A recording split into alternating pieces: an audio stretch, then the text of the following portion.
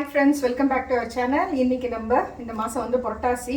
So non veg சாப்பிடாதவங்களுக்காக ஸ்பெஷலாக வந்து veg சால்னா நம்ம ரெடி பண்ண போகிறோம். ஸோ மட்டன் சிக்கன்லாம் இல்லாமல் சப்பாத்தி, பூரி, தோசை, சாதத்து கூட சாப்பிட்லாம். ரொம்ப அருமையாக இருக்கும்.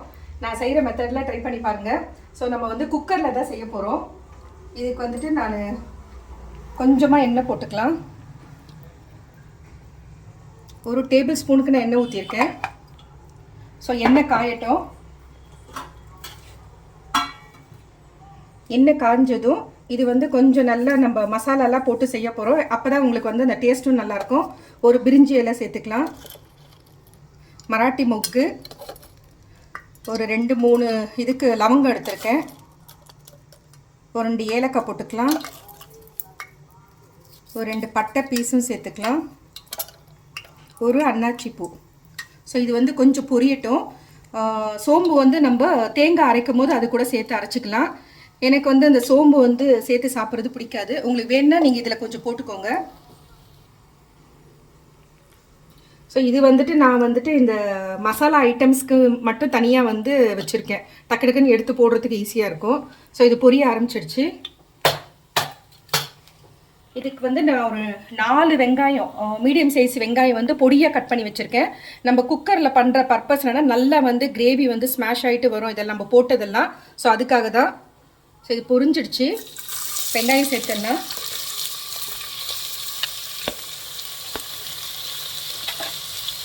நான் வந்து ஈக்குவலாக தான் எடுத்திருக்கேன். 4 வெங்காயம் சேர்த்துருக்கோம். அதே மாதிரி 4 வெங்காயம் 4 தக்காளி வந்து பொடியாக கட் பண்ணி வச்சுருக்கேன்.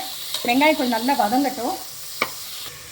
ஸோ நான் அது அரை முடி சின்ன தேங்காவாக எடுத்திருக்கேன், ஒரு அரை முடி எடுத்திருக்கேன். இதில் வந்து நம்மளுக்கு கொஞ்சம் திக்காக வரணும் கிரேவி. ஸோ அதுக்காக வந்துட்டு கசகசா ஒரு ஸ்பூன் ஆட் பண்ணியிருக்கேன், ஒரு 10 முந்திரி பருப்பு சேர்த்துருக்கேன், ஒரு ஸ்பூனுக்கு வந்து சோம்பு இதோடையே சேர்த்துடலாம். ஸோ இதை நல்லா நைஸாக அரைச்சி எடுத்துக்கலாம். வெங்காயம் கொஞ்சம் வதங்கியாச்சு. இந்த டைமில் வந்துட்டு நம்ம தேங்காய் வந்து அரைச்சி எடுத்துன்னு வந்தாச்சு. இதில் வந்து முந்திரி ஆப்ஷன் தான், உங்களுக்கு வேணுன்னா சேர்த்துக்கோங்க. அது போடும்போது டேஸ்ட்டு நல்லாயிருக்கும். கசகசா வந்து நம்ம வந்து அந்த திக்னஸ்க்காக தான், கிரேவி டைப்பில் வரதுக்காக தான் கசகசாவும் சேர்த்துருக்கோம். ஸோ வெங்காயம் வதங்கியாச்சு. ஸோ இந்த டைமில் வந்து நம்ம இஞ்சி பூண்டு பேஸ்ட் வந்து ஒரு ஸ்பூன் ஆட் பண்ணிக்கலாம். ஒரு ஸ்பூனுக்கு இஞ்சி, ஒரு ஸ்பூனுக்கு பூண்டு. ஸோ இதை சேர்த்துட்டு நல்லா கலரி விட்டுடலாம். இது வதங்கும் போது நம்ம கொஞ்சம் மஞ்சத்தூள், உப்பு இதோடு சேர்த்துடலாம்.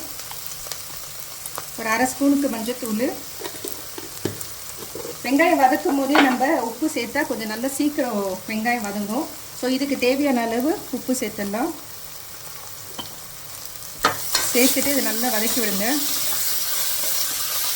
வெங்காயம் கொஞ்சம் வதங்கிடுச்சு. இந்த டைமில் நம்ம தக்காளி சேர்த்துடலாம்.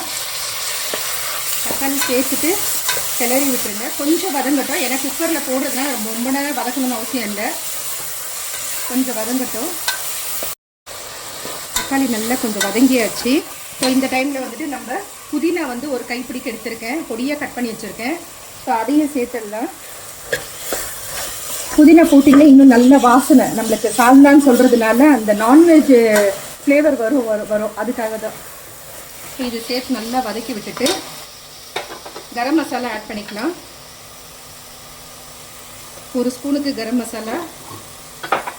இதுக்கு தேவையான அளவு காரத்துக்கு வந்து மிளகாத்தூள். இது வந்து கொழும்பு மிளகாத்தூள், தனியாவும் மிளகாயும் சேர்த்து அரைச்சது.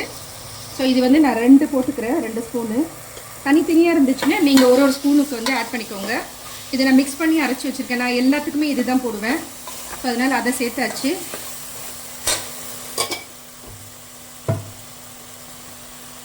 இதுக்கு தேவையான அளவு ஒரு கிளாஸ்க்கு தண்ணி ஊற்றிக்கோங்க. நம்ம அரைச்ச தேங்காய் விழுதையும் இதோடய சேர்த்துடலாம்.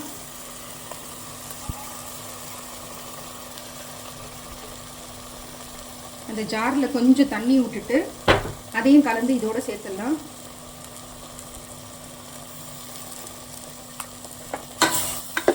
நல்ல இது நம்ம கிளறும் போதே வந்துட்டு செம்மையாக இருக்குது வாசனை.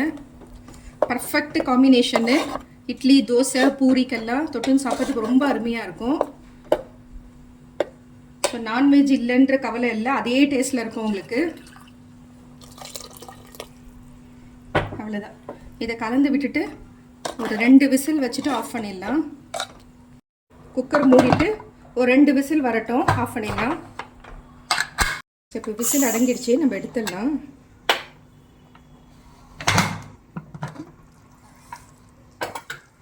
சும்மா அசத்தெல்லாம் இருக்குது பாருங்கள் கிரேவி.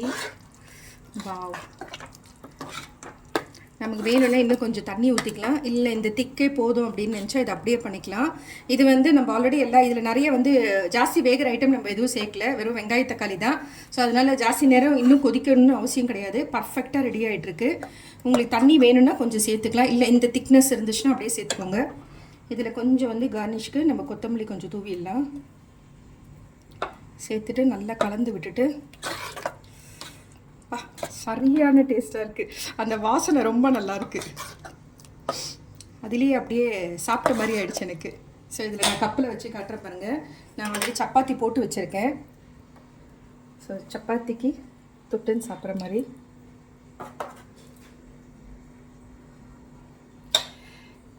ஸோ இதே மெத்தடில் செய்யுங்க. இது புரட்டாசி மாதத்துது வெஜ்ஜு சால்னா நம்ம ரெடி பண்ணியிருக்கோம். இந்த வீடியோ பிடிச்சிருந்தா லைக் பண்ணுங்கள், புதுசாக பார்க்குறவங்களா இருந்தால் சப்ஸ்கிரைப் பண்ணுங்கள், மறக்காமல் பெல் ஐக்கானை ப்ரெஸ் பண்ணுங்கள். அப்போ தான் நான் போடுற வீடியோ உடனுக்குடன் நோட்டிஃபிகேஷன் வரும். Thank you friends, take care, bye bye.